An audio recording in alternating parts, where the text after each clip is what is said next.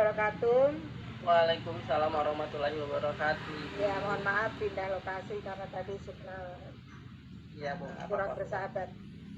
Selamat pagi dan salam sejahtera untuk kita semua. Selamat pagi. Yang apa kabar, Diki? Alhamdulillah sehat, Bu. Ibu Ya, sehat, Bu? Alhamdulillah sehat. Ada Ibu Ellen juga sehat. Ya.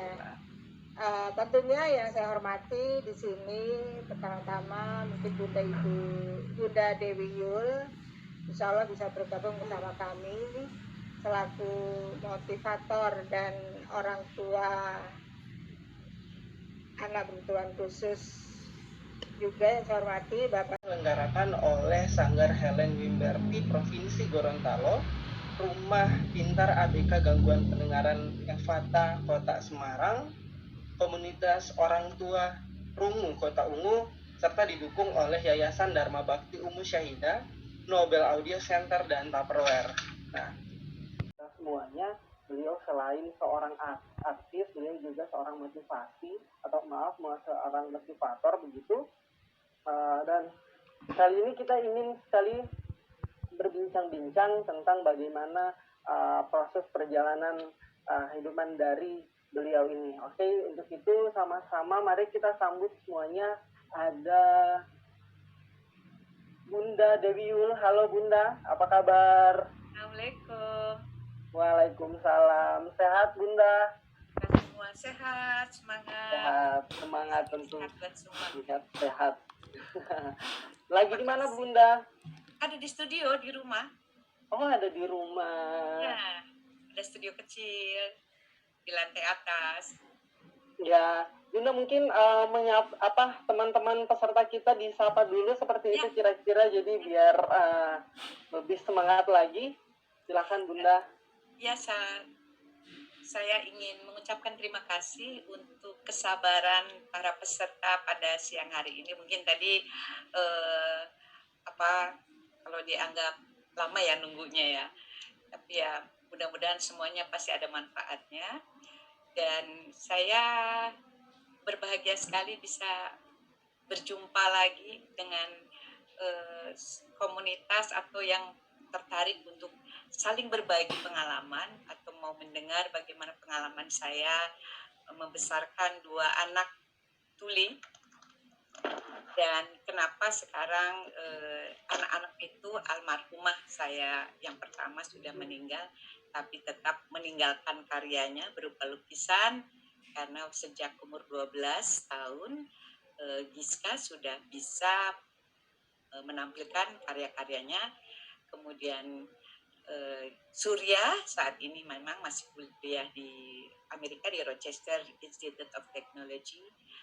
Itu semua karena karunia Tuhan dan juga teamwork yang membantu dari lingkungan kami, lingkungan keluarga, terutama memang energi, kekuatan dan semangat dari ibunya.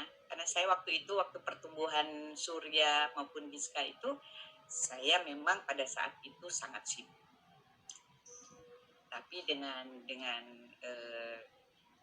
kekuatan, dengan kesabaran, saya juga ikut sekolah di kelas di mana Giska atau Surya dilatih bicara. Kira-kira itu. Jadi mungkin para bunda atau juga buat Ibu Ida, Assalamualaikum. Bu Ellen, terima kasih juga sudah memberi kesempatan saya untuk bisa bergabung. Kemudian terima kasih buat Nobel yang telah support penuh acara ini. Dan juga Mas Diki, terima kasih banyak. Jadi mungkin saya mempercepat waktu, barangkali saya lebih senang kalau ada yang mau bertanya, karena barangkali kalau riwayat perjalanan saya sudah banyak bisa dilihat di YouTube saya juga atau di media-media lain bagaimana saya membesarkan Surya. Iya. Barangkali lebih membuka sesi karena waktunya terbatas sekali ini sisanya. Ya, betul. Jadi kepada seluruh peserta yang ingin bertanya kepada Bunda Dewi Yul atau ingin sharing, silakan di raise hand-nya. Kemudian Bunda, tadi saya menangkap dari apa yang tadi Bunda katakan bahwa ada teamwork yang sangat penting sekali dalam proses pertumbuhan seperti itu atau perkembangan dari Giska dan Surya. Nah, kira-kira seberapa penting teamwork dan kira-kira siapa saja kira-kira Bunda yang bisa dilibatkan dalam teamwork sehingga proses pertumbuhan dari Surya dan Giska itu tentu terlihat progres seperti itu kira-kira Bunda. Ya, pasti di rumah itu kan ada susternya, ada mbaknya, ada kakaknya, atau ada adiknya, itu saling support. Jadi saya membiasakan mereka untuk tidak merasa lebih atau kurang satu sama lain.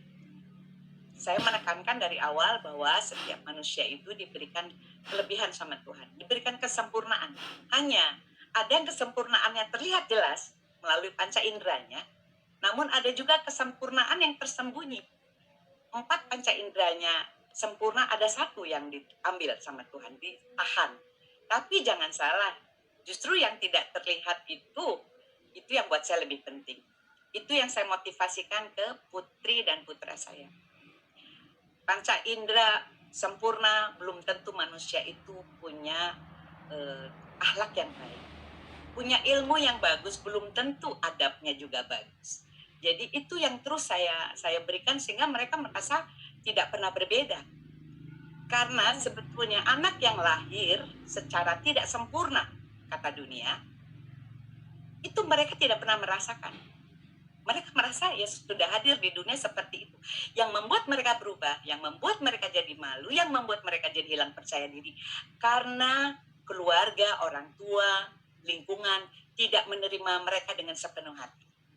Tiba-tiba merasa ada yang harus menekan secara sosial, membuat mereka merasa kenapa ya saya jarang diajak pergi, kenapa ya saya tidak dibanggakan. Itu akibat dari perlakuan keluarga terdekat. Jadi kalau keluarga terdekat mampu membanggakan anak, orang tua mampu membanggakan anak, karena yakinlah pasti ada yang bisa dibanggakan. Itu membuat orang-orang yang tadinya mau berempati, sepertinya kasihan, padahal mereka puas melihat anak-anak mereka tidak seperti anak kita. Akan terucap, aduh kasihan ya, padahal sebetulnya mereka bahasa yang positifnya, bersyukur anak saya tidak seperti itu. Itu yang terjadi. Jadi supaya hal tersebut tidak terjadi, mari para orang tua maupun para guru memberikan semangat bahwa mereka dihadirkan dengan sempurna hanya untuk anak-anak tuli. Maaf, saya harus bicara tuli karena ini ada pesan khusus dari Surya. Kalau mereka dibilang tunarungu, mereka merasa ada ketidakberdayaan. Tuna, orang yang dianggap memiliki kerusakan. Padahal memang faktanya mereka tidak mendengar seperti kita-kita. Tapi buat Surya ada argumennya bahwa anak tuli itu punya identitas. Mereka punya bahasa sendiri yang mereka banggakan. Jadi barangkali energi ini yang sedang saya dan Surya perjuangkan, bahwa jangan malu atau jangan ricuh dengan menyebut anak tuli. Bukan tuna. Kalau tuna orang yang lebih tidak berdaya dan lemah. Jadi itu yang barangkali tadi kata Bunda Ellen secara undang-undang, monggo silakan, itu teknis. Tapi ini untuk menguatkan anak-anak kita bahwa mereka bangga sebagai manusia yang dilahirkan dengan disabilitas tuli. Mereka memiliki kebanggaan, mereka memiliki identitas dengan memiliki bahasa isyarat. Jadi